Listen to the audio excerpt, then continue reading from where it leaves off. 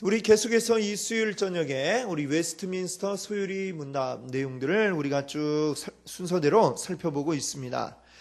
우리가 이제 계속 이제 예수 그리스도에 대한 내용들을 우리가 함께 생각하고 있습니다. 우리 지난주 또 그 전주간에는 우리 예수님의 어떤 아주 독특한 성품, 두 가지 성품에 대해서 말씀을 드렸습니다. 그 예수님이 가지신 그 성품이 어떤 것이죠? 바로 신성과 인성, 참 하나님이면서 동시에 또 참 사람인, 바로 이 부분에 대해서 여러분에게 말씀을 드렸습니다. 왜 예수님은 참 하나님이면서 또 동시에 참 사람이셔야만 했는가? 바로 그래야만 우리를 죄에서 구원하실 수 있기 때문에 예수님이 그렇게 하셨다는 것이죠. 우리의 구속자, 죄에 노예된 우리를 주님의 피값으로 사시고 우리를 구원하게 하시기 위해서 우리 주님께서는 그러한 이제 아주 독특한 참 하나님이면서 참 사람이신 이러한 성품을 가지셨다라고 이렇게 여러분께 말씀을 드렸습니다. 자, 이제 오늘부터는 23문을 이제 우리가 보게 될 텐데, 여기에서는 이제 그리스도의 직분에 대해서 이야기를 하고 있습니다. 제가 한번 문을 읽어볼 테니까 여러분이 답을 읽어주시기 바랍니다. 그리스도께서는 우리의 구속자로서 무슨 직분을 행하십니까? 그리스도께서는 우리의 구속자로서 선지자와 제사장과 왕의 직분을 행하시되 낮아지시고 높아지신 두 상태에서 하십니다. 아멘. 자, 여기 보니까 이 23문은 이제 뒤에 23문부터 28문까지의 그 내용들에 대한 이제 간략한 소개라고 이렇게 이야기할 수가 있겠습니다. 이제 그 뒤에 나올 내용들이 무엇이냐? 바로 여기 이야기하고 있는 것들이죠.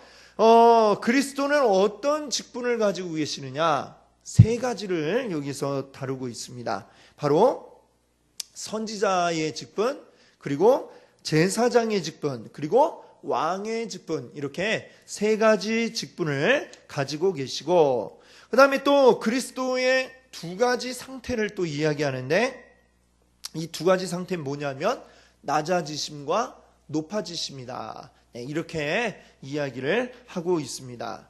자, 이 23문의 이 내용들은 어떻게 보면 이제 교회의 역사가 2000년 되지 않았습니까? 2000년의 역사가 되었죠. 예수님 오신 이후로 교회가 이제 생겨난 2000년의 역사를 가지고 있는데, 그 2000년을 흘러오면서 그리스도가 어떤 분인가 이제 설명하기 위한 어떤 그 지혜가 모여서 설명이 되어진 것이 바로 이 23문의 내용이다. 이렇게 이야기할 수가 있겠습니다. 예수님의 제자들이 살아있던 그 시절에는 이제 어떻게 예수님을 설명했겠습니까? 그때는 내가 봤던 예수님, 제자들이 봤던, 경험했던 이 예수님에 대해서 아마 하나하나 이야기들을 들려주었을 것입니다. 자, 그런데 그 이야기를 들었을 때에 이제 사람들이 이제 하나둘씩 이제 또 물어보죠. 자, 예수님이 나귀를 타고 예루살렘 성에 들어가셨다. 이 얘기를 이제 할 때에, 그럼 예수님은 왜 그 나귀를 타고 예루살렘에 가셨나요? 이렇게 질문을 했겠죠. 예수님이 사람들을 모아놓고 병을 고쳐주셨습니다. 그럼 예수님은 왜 병을 고쳐주셨습니까? 아마 이런 질문들이 나왔을 것입니다. 그래서 예수님은 왜 이런 일을 하셨는가? 무슨 직분을 감당하기 위해서 이런 일들을 하셨는가 하는 것을 이제 나오는 질문들을 이제 모아서 거기에 대한 어떤 대답들을 정리를 하다 보니까 이렇게 이제 나오게 된 것이죠. 아, 예수님은 그리스도신데 그 그리스도의 세 가지 직분이 있습니다. 바로 선지자로서, 제사장으로서, 왕으로서 이런 역할을 하셨습니다. 이렇게 이제 정리가 된 것이죠. 자, 그래서 이 23문에 이야기하는 이 그 세 가지 직분이 있는데, 사실 이 그리스도, 우리가 예수님을 그리스도다 이렇게 부르는데요. 그리스도는 이제 무슨 말이냐면은 구약 성경에는 히브리 말로 메시아라고 이제 된 말을 이제 신약 시대에 와서 그 신약 시대에 사용되어지던 언어인 이 헬라 말로 바꾼 게 이제 번역을 한 것이 바로 메시아가 그리스도가 이제 되었다, 이렇게 말씀드릴 수가 있습니다. 근데 그 뜻은 무엇이냐 하면은 기름 부음을 받은 자다, 기름 부음을 받은 자다, 이렇게 그 뜻을 설명할 수가 있는 거죠. 그런데 기름 부음은 누가 받느냐? 기름 부음 받는 그 세 부류의 사람이 있는데, 그 세 가지 직분의 사람들이 있는데 바로 이 선지자, 제사장, 왕, 요 세 직분을 가진 사람들만 이 기름 부음을 받을 수가 있었다라고 하는 것입니다. 근데 이 예수님은 이 세 가지 직분을 예수 그리스도 한 몸에 이 직분을 감당하셨다라고 하는 게 오늘의 이 설명이 되겠습니다. 자, 구약 시대에는 선지자는 선지자 역할만 하고, 제사장은 또 제사장 역할만 하고, 그리고 왕은 왕의 역할만 했습니다. 각각의 이제 역할만 했을 뿐인데, 예수님은 그 한 몸에 이 세 역할을 다 감당을 하셨다는 얘기죠. 어떻게 그게 가능하냐? 이 성경을 보면 히브리서에 이런 말씀이 있습니다. 그들이 히브리서 8장 5절에 그들이 섬기는 것은 하늘에 있는 것의 모형과 그림자라. 자, 이 구약 시대에 이것들이 구약 시대에 섬겼던 뭐 제사장이나 뭐 왕이나 선지자나 이런 것들은 신약 시대에 나타날 것의 모형이고 그림자다, 이렇게 설명을 하고 있는 것이죠. 자, 만약에 제가 이제 낮에 밖에 나가면, 지금 이제 해가 졌지만 해가 쨍쨍 내리쬐고 있는데 제가 밖에 딱 나가면 저에게 이 그림자가 생기겠죠. 예. 자, 근데 그 그림자의 모습을 보면 모양이 뭐 대략 저랑 비슷합니다. 뭐 이렇게 윤곽만 있지만 이렇게 뭐 머리 있고 팔 있고 다리 있고, 내가 움직이면 따라 움직이고, 그림자도 그렇게 되는 것이죠. 자, 근데 이 그림자라고 하는 것은 이 본래의 그 원본, 내가 있어야 그게 있는 것입니다. 그리고 내가 하는 그 모양에 따라 이 그림자가 똑같이 이제 나오게 되는 것이죠. 말하자면 이 구약 시대의 이 모든 것들은 신약에 오실 예수님을 나타내 보여주는데, 하지만 그렇다고 해서 아주 똑같지는 않은 것이죠. 그 나름대로 이제 뭔가 비슷하게 보여주지만 똑같지는 않은, 그게 바로 이제 모형이고 그림자다, 이렇게 설명할 수가 있겠습니다. 그래서 구약 시대에는 그 다 보여주는 게 아니라 제사장은 제사장의 직분만, 또 선지자는 선지자의 직분만, 또 왕은 왕의 직분만 이렇게 함으로써 장차 오실 예수 그리스도는 이런 모습을 보여주실 것이다 라고 하는 것의 일부분을 맛배기로 이제 좀 보여주는 그러한 것이 되겠습니다. 자, 그래서 그 모든 구약 시대에 나오는 왕이나 선지자나 제사장들의 실체는 뭐냐? 바로 예수님을 보여주기 위한 것이었다, 이렇게 말씀드릴 수가 있겠습니다. 여기에 대해서 이제 24, 25, 26 여기에서 이제 구체적으로 우리가 보도록 하겠고요. 자, 23문에 보면 이제 그 세 가지 직분에 대해서 이야기하면서, 자, 이것을 행하시는데, 이 세 가지 직분을 행하시는데 예수님 마음대로 그냥 하셨느냐? 그게 아니라 철저하게 성부 하나님의 뜻에 따라서 이 모든 직분을 행하셨다는 걸 이제 이야기하는데, 그게 이제 어떤 과정을 거쳤느냐? 한편으로는 낮아지시고 또 한편으로는 높아지시는 이 과정을 통해서 이 아버지 하나님의 뜻대로 그 모든 일들을, 직분을 행하셨다는 것을 보여주고 있는 것입니다. 낮아지신다는 건 뭐죠? 하나님의 아들인 예수 그리스도가 직접 사람이 되어 이 땅 가운데 오신 것, 요거 자체가 벌써 낮아지신 것이죠.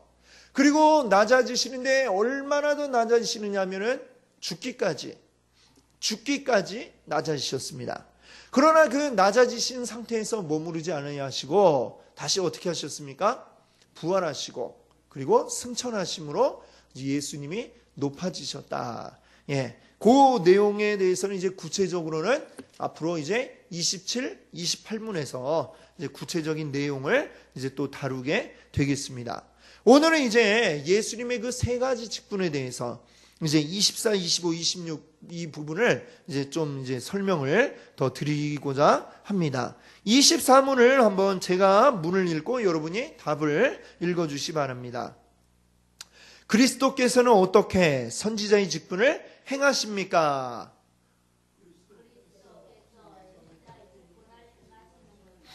우리를 구원하고자 하시는 하나님의 뜻을 그 말씀과 성령으로 말미암아 우리에게 나타내시는 것입니다. 아멘. 네, 그렇습니다. 여기 선지자의 직분을 그럼 어떻게 행하셨느냐 이렇게 얘기하는데요. 자, 여러분들이 혹시 아시는 선지자, 성경에 나오는 선지자 혹시 이름 기억나시는 거 있으면 한번 말씀해 보시죠. 누가 있나요?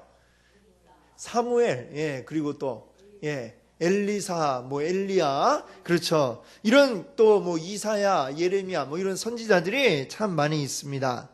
자, 이런 선지자들이 근데 주로 했던 일이 무엇일까요? 요즘식으로 우리가 표현을 해본다면 쉽게 얘기하면 대변인이다. 이렇게 얘기할 수 있을 것 같아요. 누구의 대변인이냐? 하나님의 대변인인 것이죠.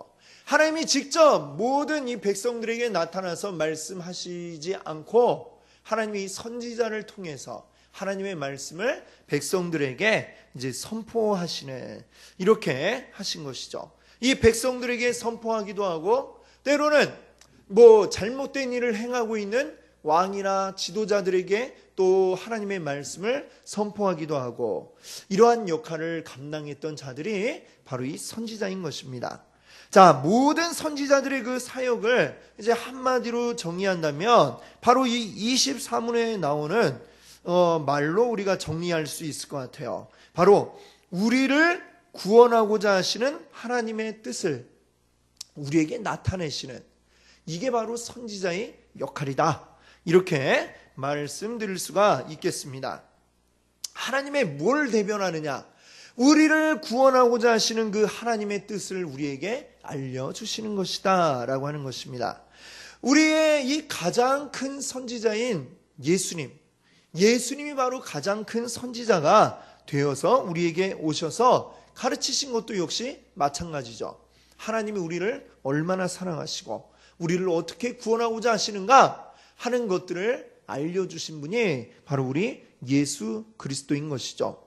자, 그리고 이것들을 드러내시는 방법, 하나님의 그 뜻을, 우리를 구원하고자 하시는 하나님의 뜻을 어떤 방법으로 알려주셨느냐? 이제 그 중간에 나오는 거죠. 말씀과 성령으로 우리에게 알려주신다라고 이렇게 이야기할 수가 있겠습니다. 자, 예수님과 또 그 이전의 구약시대의 여러 선지자들, 이 선지자로서 했던 어떤 일, 그 일의 효과로만 본다면 동일하다 이렇게 말씀드릴 수가 있겠습니다. 구약의 선지자들이나 예수님이나 선지자의 직분으로 똑같은 우리를 구원하고자 하는 하나님의 뜻을 알려주신 거기에 대해서는 이제 동일하다 할 수 있겠죠. 그런데 아주 근본적인 차이가 있는데 어떤 차이가 있느냐? 구약시대 선지자들은 어떻게 이야기를 했냐면 하나님이 이렇게 말씀하신다. 이렇게 구약시대의 선지자들은 이야기를 할 수밖에 없었습니다. 자, 근데 예수님은 뭐라고 말씀하시느냐? 예를 들면 이제 마태복음 13장에 천국은 마치 이와 같으니 천국은 길가에 뿌린 씨와 같다. 이렇게 말씀을 하시잖아요. 자, 이 무슨 차이입니까? 예수님은 이 전에 들은 말을 하시는 게 아니라 예수님 직접 자신이 보았고 알고 있는 천국에 대해서 하나님에 대해서 우리에게 직접적으로 일러주고 계시다. 이렇게 우리가 생각할 수 있겠죠. 그러니까 어떻습니까? 이게 좀 많이 차이가 있겠죠. 직접 본 것을 우리에게 일러주시는 거하고 한 다리 건너서 우리가 듣는 거하고는 이게 완전 천지 차이라고 말할 수 있을 것입니다. 요새 이제 점점 이 과학이 발달하다 보니까 어떻습니까? 이제 머지않아서 우리가 우주를 여행하는 시대도 올지 모르겠습니다. 예, 거의 정말 발달하는 속도 엄청 빠르잖아요, 그렇죠? 그래 만약에 우리가 지금 제주도 가듯이 달나라를 가는 시대가 온다. 이렇게 생각을 한번 해보십시오. 근데 자, 이제 제가 만약에 그 전에 누군가가 맨 처음에 아직 너무 비싸서 아무나 가기 힘들 때, 그때 달나라에 누군가 갔다 온 아주 이제 돈이 많고 그래갖고 먼저 갔다 온 사람이 있어서 그 사람에게 야, 달나라에 가니까 이렇다더라 하는 걸 제가 듣고 여기 와갖고 여러분에게 이렇게 얘기를 한다고 생각을 해 보십시오. 그거 하고 그러다 이제 나중에 더 이제 아주 저렴하게 갔다 올 기회가 있어서 제가 직접 이제 달나라에 가서 딱 보고, 달나라에 갔더니 토끼가 방아를 찢고 있더라. 이런 얘기를 제가 여러분에게 이렇게 딱 전했다라고 생각을 해 보십시오. 제가 한 다리 건너서 들은 거를 여러분에게 알려드리는 것하고 직접 제가 보고 온 것을 알려드리는 거하고 여러분이 느끼시기에도 얼마나 이게 차이가 많이 나겠습니까? 정말 더 생생하겠죠? 제가 본 걸 직접 얘기한다면 우리 예수님이 말씀하신 거를 이미 들은 자는 더 이상 남이 한 다리 건너서 하나님이 이렇게 말씀하셨다 이런 얘기를 우리가 들을 필요가 없는 것이죠. 예수님이 이미 우리에게 다 말씀해 주셨습니다. 직접 알고 있는 보았던 모든 것을 직접적으로 아주 생생하게 우리에게 알려주셨기 때문에 이제 더 이상의 선지자는 우리에게 필요하지 않다라는 것을 우리가 또 여기서 기억할 수 있기를 바랍니다. 우리 예수님은 최고의 선지자, 하나님의 모든 것을 그대로 정확하게 우리에게 한 치의 오차 없이 알려주시는 최고의 선지자인 줄 믿습니다. 자, 그 다음에 이제 25문을 우리 한번 볼까요? 제가 문을 읽고 여러분이 답을 읽어주시기 바랍니다. 그리스도께서는 어떻게 제사장의 직분을 행하십니까? 그리스도께서 제사장의 직분을 행하시는 것은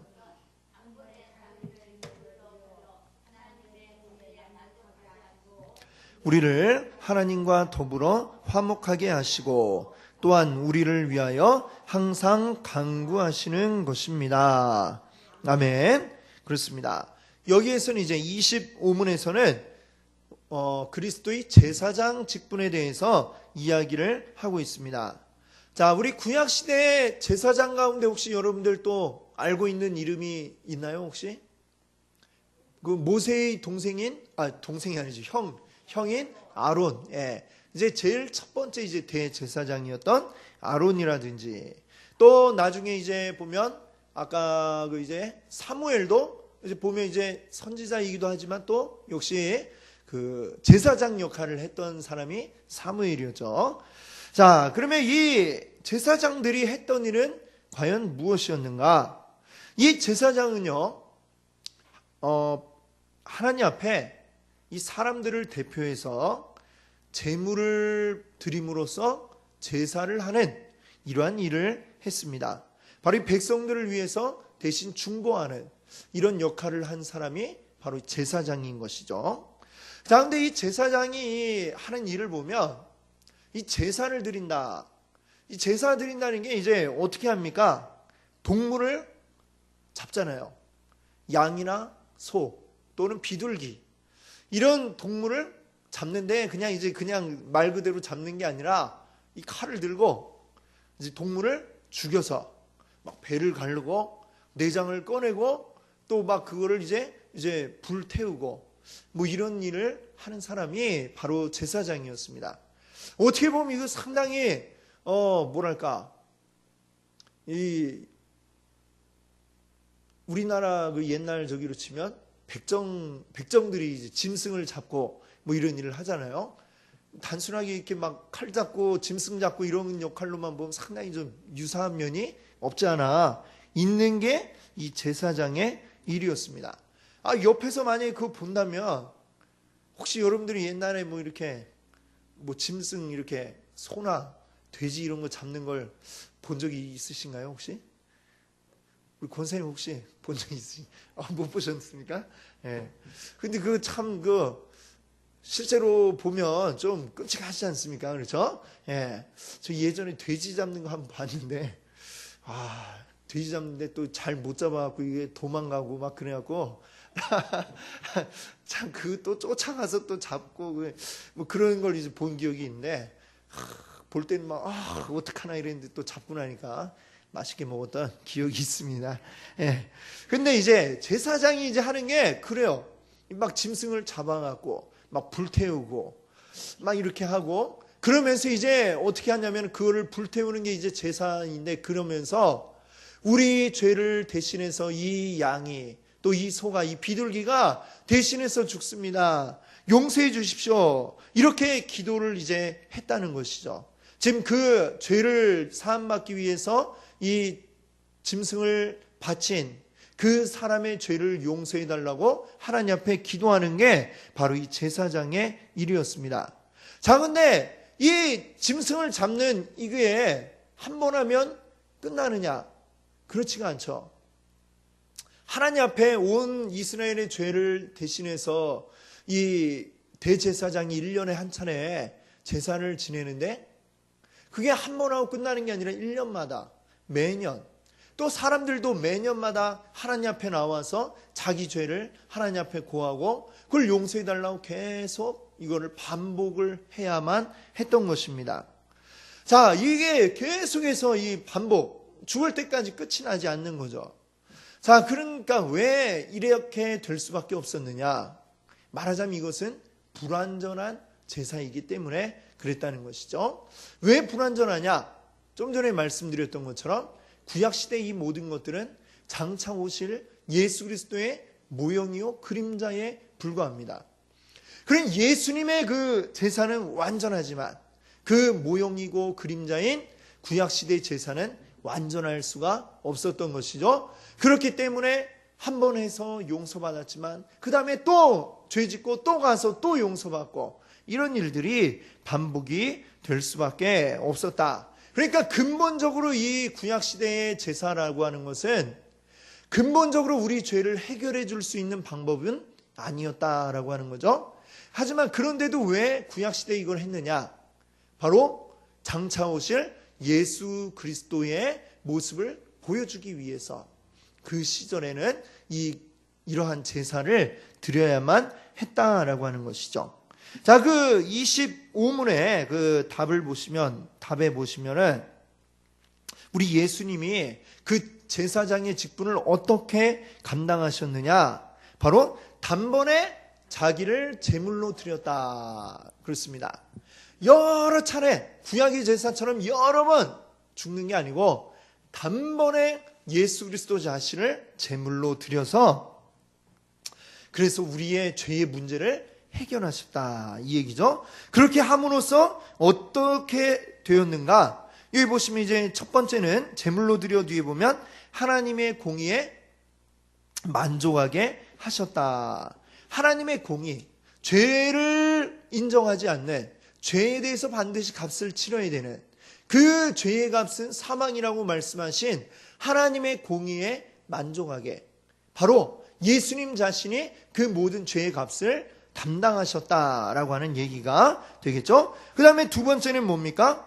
우리를 하나님과 더불어 화목하게 하시고, 우리가 하나님과 화목할 수 없는 이유가 바로 죄 때문인데 이 죄의 문제를 해결하심으로 이제는 우리가 하나님과 화목할 수 있게 하셨다는 것이죠. 그리고 세 번째는 뭡니까? 또한 우리를 위하여 항상 간구하시는 것이다. 하나님과 우리 사이에 구약시대 제사장이 하나님과 백성 사이에서 백성들의 죄를 하나님 앞에 간구하였던 것처럼 우리의 모든 것을 하나님과 우리 사이에서 간구하시는 이러한 역할을 바로 제사장인 예수 그리스도께서 감당해 주셨음을 오늘 이 말씀이 이야기하고 있습니다. 자, 그럼 이제 그 예수 그리스도의 직분 가운데 마지막으로 이제 오늘 26문의 왕의 직분에 대해서 이야기하는데요. 역시 또 여러분들이 답을 읽어주시기 바랍니다. 그리스도께서 어떻게 왕의 직분을 행하십니까?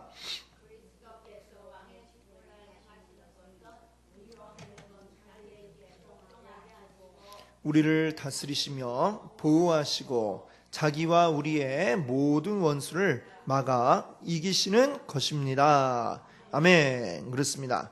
자, 이제 왕에 대해서 이야기하는데, 우리 또 왕은 또 여러분들 어떤 왕들 알고 계시죠? 성경에 나오는 왕? 다윗. 그렇죠. 제일 유명한 다윗, 또 솔로몬이라든지, 그렇죠. 또 히스기야나 이런 사람들 우리가 많이 들어본 왕들인데, 이 왕이 하는 일은 뭐냐? 한마디로 정리한다면 다스리는 일을 하는 게 바로 왕입니다. 자, 근데 이 이스라엘을 다스리던 이 왕들이 잘 다스렸느냐? 보면 이제 잘 다스린 왕도 있습니다. 근데 또 잘 다스리지 못한 왕들도 있죠. 어떻게 보면 숫자로 따지면 더 많죠. 잘 못 다스린 왕들이. 자, 근데 또 하나님 또 이 이스라엘을 어디에 딱 위치시켜 놓으셨냐면은 아주 정말 이 아프리카 대륙과 그리고 이 아시아, 유럽 이 대륙이 딱 만나는 아주 중요한 길목에다가 이 이스라엘을 딱 이제 위치시켜 놓으셨어요. 그리고 항상 어디서든지 유럽이나 아니면 아시아에서 아프리카 쪽으로 가려고 해도 이 이스라엘을 지나가야 되고, 또 이집트에서 또 이제 이 위로 딱 가려고 해도 또 역시 지나가야 되고, 왜 항상 이 사이에서 아주 강대한 나라들이 이렇게 딱 주변에 포진해 있는데 그 사이에서 그냥 이리 터지고 저리 터지고 그냥 얻어맞고 그냥 늘 그러다가, 거기에서 이제 그래도 선한 왕들, 하나님 말씀을 잘 따랐던 왕들은 하나님을 의지해서 그 가운데서 이제 잘 다스려 나가는데, 그렇지 못한 왕들의 이제 모습을 보면 아주 공통적입니다. 주로 뭘 하려고 그랬느냐? 위에 바벨론에서 막 치고 오면 밑에 애굽에 가갖고 이제 도움을 청해서 어떻게 피해 보려고 하고, 애굽이 또 막 압박이 오면 위에서 좀 도움을 받아갖고 또 이렇게 하려고. 이 줄타기 외교라고 그러죠. 이쪽에 붙었다 저쪽에 붙었다.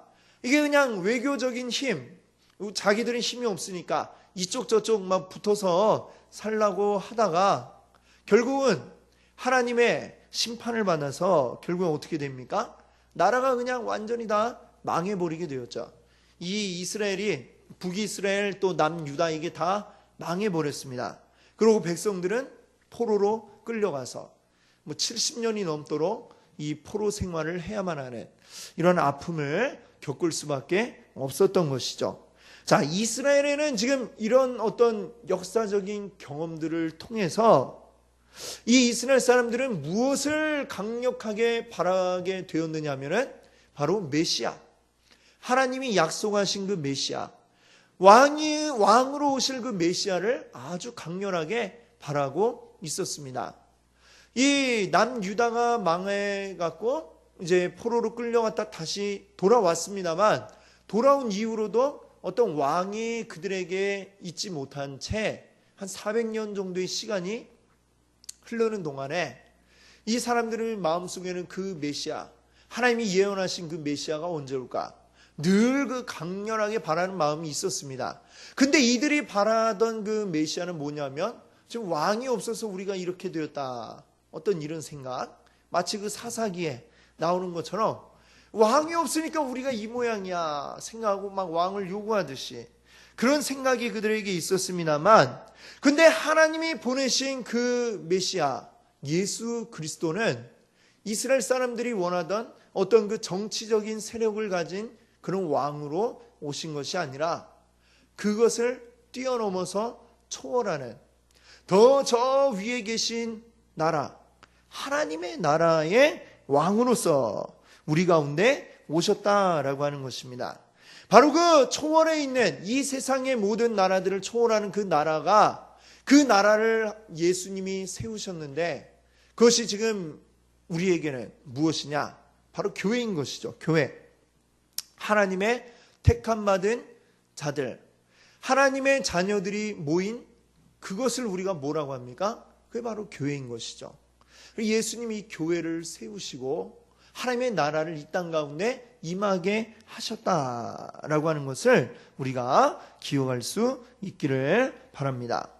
자, 하나님은 그럼 우리를 어떻게 다스리시느냐?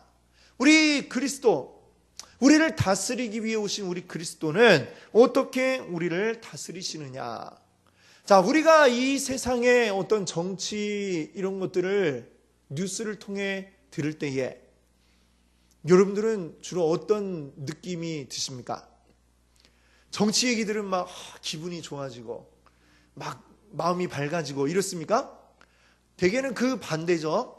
정치 얘기 들으면 막 짜증난다, 듣기 싫다, 막 인상부터 써지고 저 사람들 다 어디로 안 사라지나 막 이런 생각이 우리에게 들게 되는 경우가 많습니다. 막 심장박동수 막 빨라지고 흥분하게 되고 에이 막 이렇게 욕 나오고, 욕하면 안 되지만 막 스트레스를 오히려 막 받게 되는, 이게 이 세상의 어떤 정치의 모습이다. 우리가 이렇게 볼 수가 있을 것 같습니다. 물론 그렇다고 해서 우리가 이 땅 가운데 살아가는 그리스도인들이 아예 정치를 그냥 외면하고 아예 정치와 상관없이 우리가 살 수는 없죠. 이 땅 가운데 살아가는 이상은 우리가 또 정치라고 하는 게 뗄래야 뗄 수 없고, 그래서 이제 우리에게 주어진 어떤 의무, 또 이제 6월 달이면 이제 선거가 또 있다고 그러죠. 그런 거에 이제 우리가 참여해서 깨끗하고 바르게 할 사람을 뽑도록 이제 하는 게 또 우리의 주어진 그런 의무입니다만, 어찌되었건 간에 이 세상의 정치라고 하는 것은 누가 되어도 결국에 우리를 만족시킬 수 없고 결국 우리에게 실망을 안겨줄 수밖에 없다. 이거는 뭐 전 세계 어느 나라 어떤 정치가라도 마찬가지인 것이라고 생각을 합니다. 자, 그러나 우리 하나님의 다스리심, 하나님의 통치, 이것은 이 세상의 통치와는 차원이 다르다라고 하는 것입니다. 오늘도 우리는 하나님의 통치 가운데 우리는 살아가고 있습니다. 우리 이 세상 가운데서 이 세상의 통치를 받는, 다스림을 받는 것은 어떻습니까? 늘 뭔가 억압받는 그런 느낌이 들고 불평이 나오고 불만이 나올 수밖에 없고, 왜 나에게 이걸 안 해주나? 불평이 생길 수밖에 없지만, 하나님의 통치 아래에서 하나님의 다스림을 받는 자들은 오히려 만족과 기쁨이 넘쳐날 수밖에 없다라고 하는 사실을 우리가 기억할 수 있기를 바랍니다. 여러분, 우리가 뭐 그렇다고 세상 법을 무시하고 살아가서는 안 되지만, 하나님의 법은, 우리가 하나님의 법을 따라야 됩니다만, 하나님의 법이라고 하는 것은 이 세상의 법보다 더 차원이 높은 이런 법이라고 이야기할 수 있는 것이죠. 세상의 법은 어떻습니까? 눈에는 눈, 이에는 이, 죄 지은 거에 대해서 똑같이 이렇게 갚아주는 게 이 세상의 이치입니다만, 예수님은, 우리 예수님이 산상설교에서 말씀하셨죠? 뭐라고 하셨습니까? 누가 너의 오른뺨을 때리면 왼뺨도 돌려대라, 이렇게 말씀하지 않았습니까? 누가 너더러 오리를 가자 하면 십리를 같이 가져오라. 누가 너 보고 겉옷을 달라고 하면 속옷까지 주어라. 예수님의 이 말씀이, 이게 바로, 그러니까 예수님의 이 말씀은 그러니까 이 세상의 법보다 훨씬 더 어려운 것이고, 하지만 그대로 살아가는 자들은 이게 어떻게 우리가 그렇게 할 수 있나? 어떻게 오른뺨을 맞았는데 왼뺨을 내주지? 이걸 안 해본 사람은 그 만족감을 알 수가 없는 것이죠. 하지만 이것을 지키며 살아가는 자들은 이 법이 정말 아름답고 훌륭한 법이구나, 이것을 알 수가 있는 것입니다. 우리 주님이 우리의 왕이 되어서 우리를 다스리실 때에 바로 그 주님의 법에 따라가면서 우리가 누릴 수 있는 어마어마한 평안과 기쁨을 우리가 누리게 될 줄로 믿습니다. 아멘. 이제 26문에서는 그 답에 보시면 바로 이렇게 왕의 직분으로서 하시는 일을 4가지로 우리에게 이야기하고 있습니다. 왕이 되셔서 어떻게 하시느냐? 자, 우리로 하여금 첫 번째, 자기에게 복종하게 하시고, 우리 하나님에게 복종하게 하시는 것. 두 번째는 또 뭘까요? 우리를 다스리시고, 또 세 번째는 보호하시고, 그리고 네 번째는 무엇입니까? 자기와 우리의 모든 원수를 막아 이기신 것이다. 그렇습니다. 그리스도와 우리의 모든 원수를 막아 이기시는 게 바로 우리 주님이 하시는 일인 줄 믿습니다. 아멘. 그렇습니다. 주님께서 우리를 다스리시고 보호하시고 결국 우리를 이기게 하시는 줄 믿습니다. 이게 참된 우리를 다스리시는 우리 주님의 통치인 줄 믿습니다. 우리 선지자요 또 제사장이요 왕으로서 우리와 함께 하시는 우리 예수 그리스도에 대해서 우리가 함께 말씀을 나누었습니다. 온전히 우리의 삶 가운데 우리의 선지자, 제사장, 왕으로 역사하시는 우리 예수 그리스도를 우리가 날마다 경험할 수 있기를 바랍니다. 아멘. 함께 기도합니다.